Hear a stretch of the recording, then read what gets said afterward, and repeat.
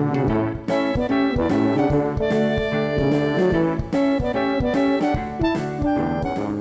everybody, this is Kate, Ella and Fran back, and we're here with Deborah Ogden today, personal branding specialist. Do you want to introduce yourself, Deborah? Yes, of course. So thank you very much for inviting me on today. I'm used to being a podcast host, so it's quite unusual being the guest on a podcast, but I work with people on their personal brand, on their impact. So it tends to be people who are stepping up whatever part of the journey they are on. So, this is relevant for everybody if you're a graduate or about to graduate at the beginning of your career, or I work with senior leaders who maybe are stepping up onto the board or stepping up within their career. So personal branding is relevant to everybody. And I believe, and certainly the feedback I'm getting is, having had the last 12 months that we have had with working from home and lockdown, visibility is absolutely key. And that's what personal branding is all about. How did you get into personal branding? So it's my 10-year business birthday this year. Congratulations. Thank you. And I honestly believe that I have always talked about personal branding, but just not labelled it that. So I set off life as a lawyer.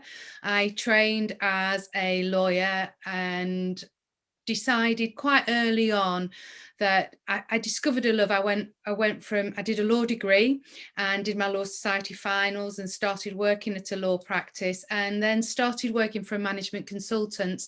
And whilst I was there, I discovered a love of marketing and communications, and really I never looked back. And then I had my dream job was at Old Trafford Cricket Ground I started off in sales and marketing, and then had a role as their media manager. And even if you're not a cricket fan, you'll have heard of Freddie Flintoff and people like that. So I worked with Andrew and a lot of the cricketers. And at that point, my role was to get them ready for putting themselves in the media, but also matching them up with suitable sponsors. So it was all about them showing up in their best version so that they would attract the lucrative sponsorship deal. So that was another part of what I do now in some ways. And all through my career, I always say, I was never the cleverest at school. I was never the one that was picked first in PE. I think I was often the one that was picked last in PE, but that's another story. I was never the funniest. I was never the prettiest. I've always been pretty much, middle of the road. And I realized early on, and maybe this has come from my parents, I don't know, that, if you just put that little bit more effort in, and if you just go the extra mile, then it makes all the difference. And so fast forward to 13 years ago, and I had my son. And I had real challenges around my identity then. I think a lot of people, whether it's when you leave home as a graduate, when you start your first job, when you become a mum, when you become a parent, whether you're made redundant, we have these milestones in lives when sometimes we can question our identity. And I did very much when I had Oscar. And at that point, I thought, if I'm feeling like this, there will be other people out there. And so I sort of brought everything together. And I think people thought I would set up a comms agency. And I just had this bee in my bonnet about supporting people. And we didn't call it personal brand in those days, but I decided to retrain and trained as a coach and other areas and put it all together. And the business has evolved over 10 years. So as my confidence in certain areas, my experience, my reputation has grown, then the business has morphed. But what's really interesting is that a lot of my clients are in the legal profession, which is where I started at. And I don't think that's any coincidence. It was not something that I set out for, but I think naturally, because I have an understanding of that profession, I'm able to help and support people in that area. But yeah, it sort of evolved, but I always knew what the plan was. I think it's really nice for marketing and comms students to have someone like you who started out going into quite an academic field, because I think often if you've done a marketing or media degree, people don't often see that as a very, like, oh, you do media, like there's nothing to that. But having someone who's done something quite academic and has then moved into that, and it's like, well, no, that's actually a valuable field and it's a very enjoyable career, and there's actually something to explore there. It's not a case of if you don't do law or a very academic degree that you're not going to get somewhere and be very successful. I think that is such an important message, Kate. So I'm at the point now, I said to you, my son's 13 and we're doing options at the moment, GCSE options. And we are at this point having conversations around this, as in, you know, when I was set out, I went to an all-girls school and the expectation was that you did a good degree and you went out there and you did law or you did, you know, whatever it was. And actually, that's not right for everybody. And let's face it, a degree is tough and any studying is tough. And therefore, I'm a firm believer, and work is tough as well. So I'm a firm believer in doing something that you love. And it's about being authentic. And really interesting, I've just come off a call this morning with a client and we were talking about this word should. You know, we should be doing this and we should be doing that. And what about, well, this is what I choose. These are my goals and aspirations in life. And this is what I choose to do to help me on that path. And when I'm working with clients, I always say, have clarity on those goals and then work backwards and know exactly where you want to be. Because actually things have changed so much, and this is what we're saying to Oscar, our son. You know, it's a very commercial world out there, and you know, he's great at languages, but what can you do with, you know, you're very limited what you can do with 2 languages. You've got to have something to go with it. So yes, you might do media and French, or you might do media and Spanish, or you might do sport and it's about just thinking. I do think it's about dreaming a little bit, dream big and think about, what do I really want? And I might have to make some little stepping stones on the way, but this is my ultimate dream. And I wish somebody had given me that advice all those years ago. Yeah. What would you say is like the top features of a great personal brand? Wow, how long have we got? Go. So, well, it's got to be, you can't be everything to everybody. So it can be quite divisive. One of the most powerful personal brands in the world right now is the US former president. And, you know, look how divisive he is. But those people who follow him, you know, look at some of the things he has been accused of, and they still follow him.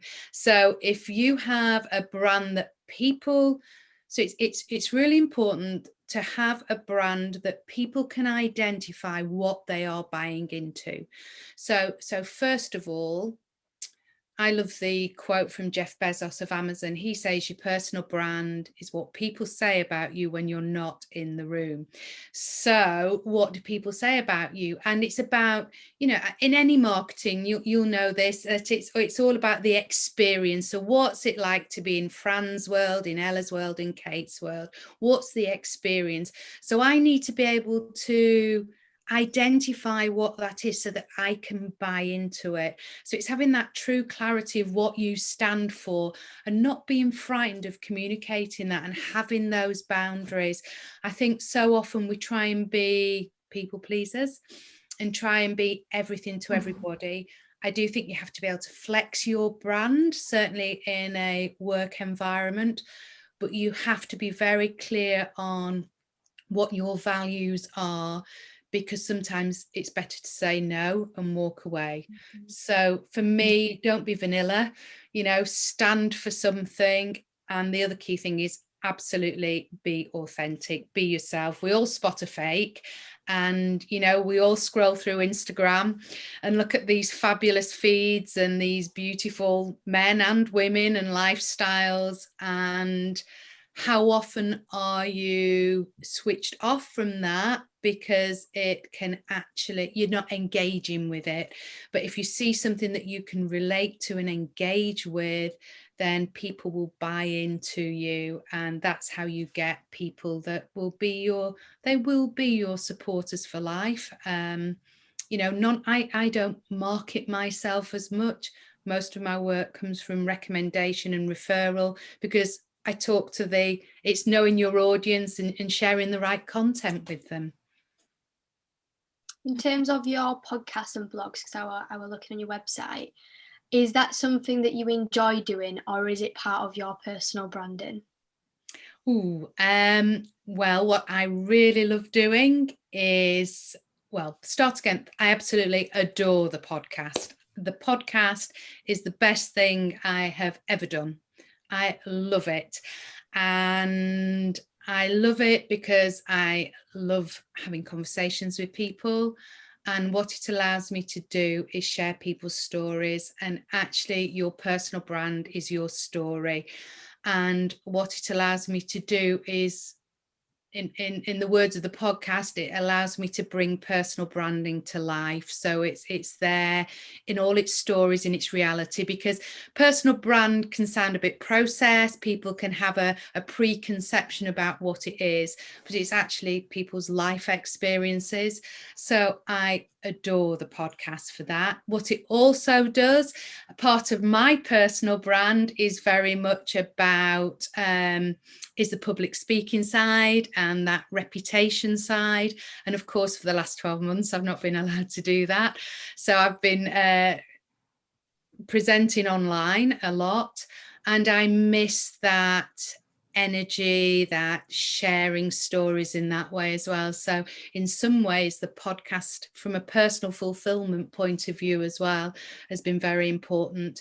The written word, I find the written word more challenging, because that's just not my natural channel, if you like. But I know the importance of meeting everybody in different ways. We all learn, we all consume our media and content in different ways. So yeah, I'd much rather have a chat or have a conversation or stand on a stage, but I recognize the importance of sharing content like that. I do all my own content. I'm quite because it's very much in my voice, and I have a clear brand, because that's what I'm selling. I write all my content myself. But yeah, the other thing is, I'm very passionate about the power of personal branding and the difference it can make. So I often say to clients that are reluctant to share content and think, you know, that moment when you think, oh, what are people going to think about me if I share this? And we're all a bit nervous about being visible, aren't we? But if you just impact on one person, so if you share a post, and we've all been through Instagram on a morning, haven't we, and perhaps having a bad day over the last 12 months, and you've seen a post, maybe, is it Charlie Mackey that does the boy, the horse and the mole, I think it is, the beautiful diagrams. And some mornings I've seen one of those, and they've really resonated with me, and I just think, wow, that's changed my mindset. And I say to clients, you know, just put your piece of content, and that might just change the day of one person. So for me, even though I find writing more challenging, for me, every piece of content is an opportunity to support somebody, guide somebody, you know, share the power of impact and personal branding. Do you think with personal branding you can alter it to say we all want to go into different degree fields? Say I really want to go into creative production. Yes. So I think I am quite a creative person. I'm quite an out there social person. But say if I was quite reserved, or would I just have to almost fake that I was confident and kind of very out there? Or do you think that's just completely not helpful? You just have to own your personal brand in a way? Like I'm not asking very well. Is it kind of staying true to yourself, or is there a little aspect of creating your personal brand? So there's an added bit in there. Yeah, so Wasn't very worded very well. I'm with you. I absolutely get where you're coming from, Kate. So it's a really great question, because we've got to be authentic. And I would say, I don't know if you've come across Carol Dweck, but Carol Dweck talks about a growth mindset. So it's about, none of us are perfect. We're all growing, we're all developing, we're all learning, aren't we? So none of us are the finished article. And I study personal branding day in, day out, and have done for over 10 years. And I've still got things to learn about it. So I think as long as you understand that, then you are always open to growth. So that is an important place as a starting point.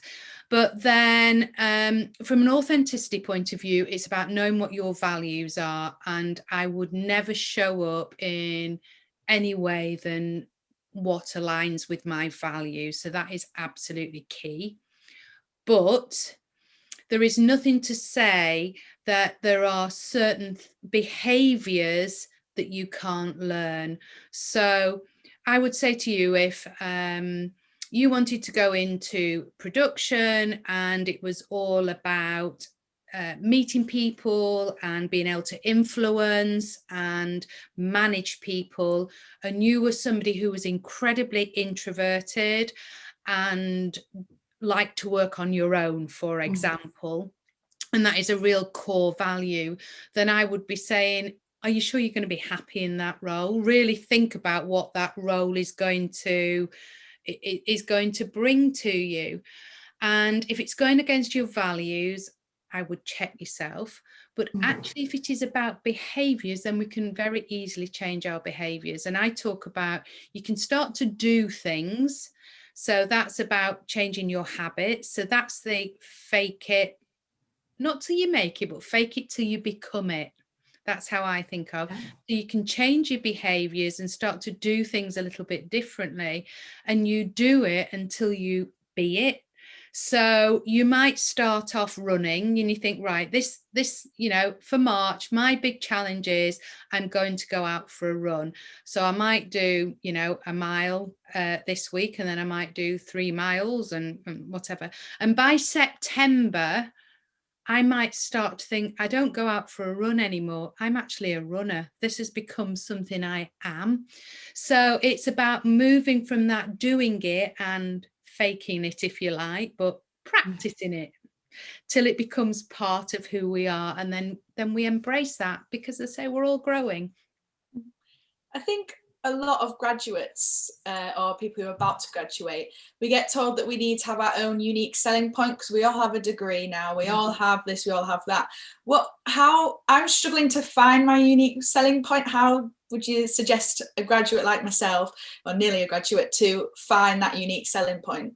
Okay, so what's your degree, Fran, and what are your aspirations? I do media communication and cultures at Beckett. And I'd really like to go into the marketing industry. Okay, so what's your strength?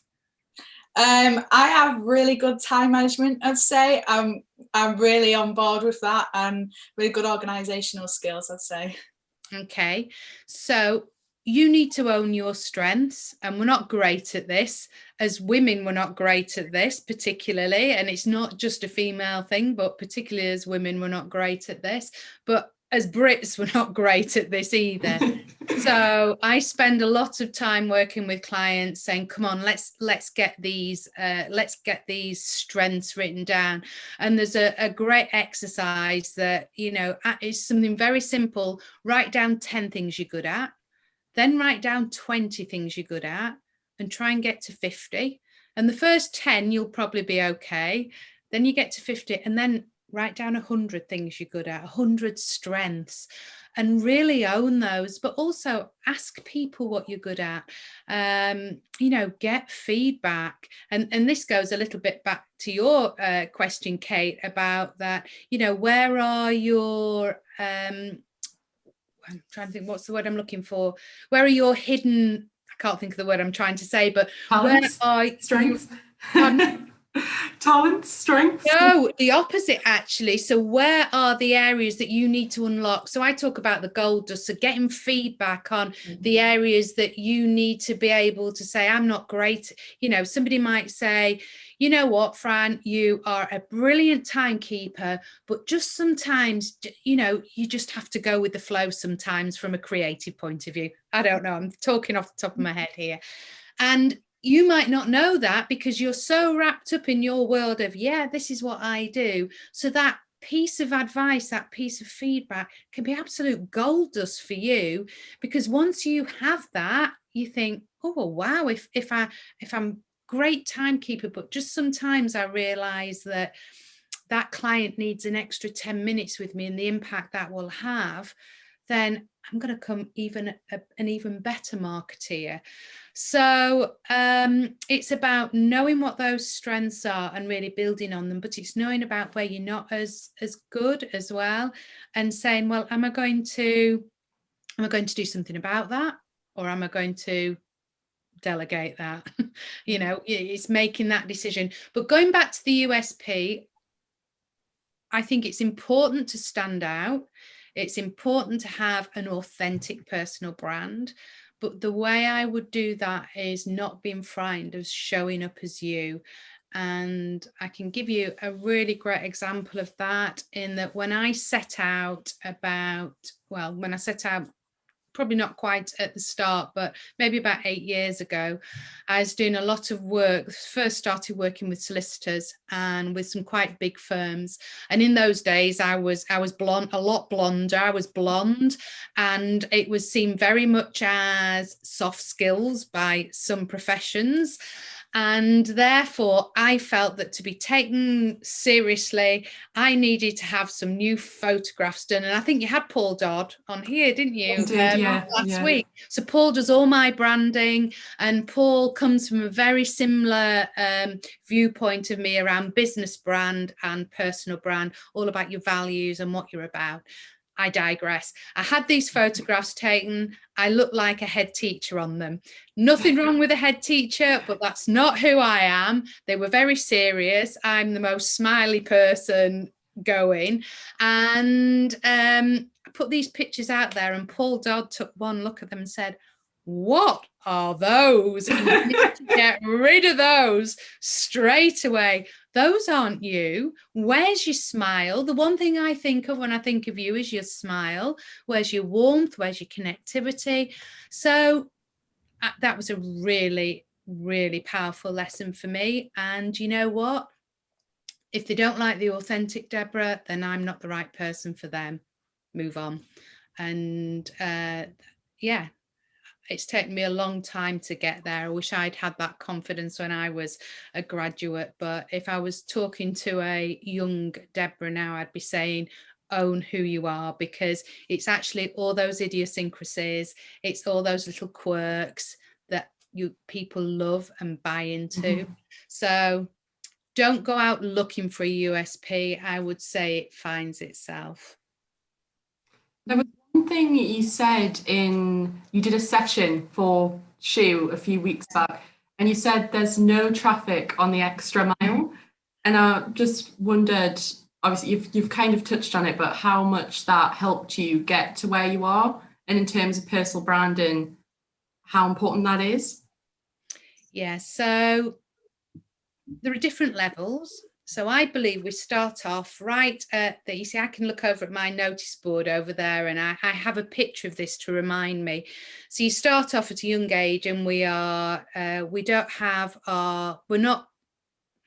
not influenced by environment and beliefs. So we start off as an authentic self, and as we grow older, we get all these layers on the onion, and we get influenced by other people, by our parents, our education, our experiences. And then we get to this point, and we have our values that I've said are very, very difficult to change. But actually, so your values are core, and that's who you show up as. But as we've said already, your behaviors you can change. So you can make choices, and there's a great, and I'm going to paraphrase because I always get these little sayings wrong, but there's an ancient Greek philosopher, Heraclitus, has said, day by day, what you do is who you become. So by recognizing who you want to be and thinking, okay, so you might even have a role model in the media. You might, I mean, I always look at somebody like Michelle Obama as somebody with a superb personal brand. She has that strength and credibility, but she also communicates that empathy and warmth, and what an amazing communicator. So you might look at somebody like that and think, okay, I love her presence. So how do I emulate that? And you can look at the behaviors that what is it that she does when she stands and speaks, or when she's interviewed, and take some of those elements and make them your own.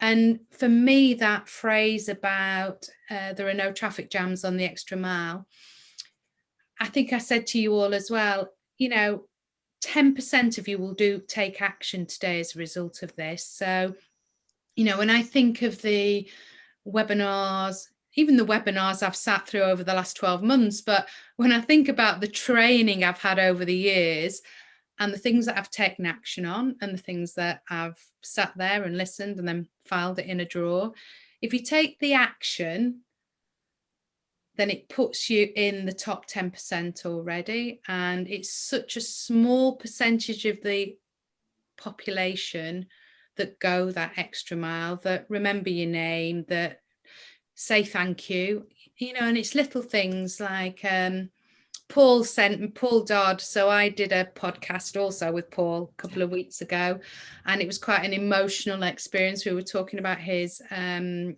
brain hemorrhage a couple of years ago, and so yesterday in the post came this beautiful box of macaron, and just a little note saying, "You're great at saying thank you, Deborah. It's my turn to say thank you to you." So it's just those little notes, those little cards. It's just, recognizing when somebody perhaps just needs a bit of a arm around them. It's saying thank you. It's saying congratulations. It's just being emotionally intelligent, actually. I think it's just being a nice person, a good person. All this hashtag be kind. Let's just really do it rather than have a hashtag about it. So that's probably a really, really long answer to your question, Kate, but it's about those behaviors that we choose to take, and they're not huge things. It's the small things that make such a big impact. Yeah. Anyone want to I feel like all my questions have been answered, to be honest. Yeah, I think. What would you say is the highlight of your career? Since you've been working in personal branding for 10 years, what's your highlight? Oh, good question. Oh, gosh. Nobody's ever asked me that. There's two sides to this. So every time somebody comes to me and says, you made a difference, you were a catalyst in X, Y, and Z. So quite often somebody will come to me that heard me speak 8 years ago, and will say, Deborah, I always think of you. I mean, we were just talking about the Wonder Woman picture in the background, and a lot of my clients use the Amy Cuddy power posing, and they credit it to me. Well, I'm just the person sharing Amy Cuddy's work. And they'll say that made the difference, and through that I got my dream job. So, and the fact that I keep in touch with a lot of my clients and see them progress, that means an awful lot to me. But from a highlights, I absolutely love the public speaking and standing. I do know my highlight actually from that. It would be working with the grammar school at Leeds. And I was asked to go in there and talk to their staff on the first day of term. And there were nearly 500 of them. And teachers can be quite a challenging audience because, they're used to standing up in front of people and doing all the training. And the response I got that day and the response I had afterwards, and the impact it had on them, and the thought of, and this is another of Paul's, actually, the butterfly effect. So me sharing that with them means that as teachers, they may be that bit more inspired and go out and inspire, you know, not just a science lesson, but you might be teaching the person who discovers the cure to cancer. You know, you may be inspiring the next Michelle Obama in there. You might be inspiring the next Prime Minister. So if I've just had the tiniest part in that, then that's why I do what I do.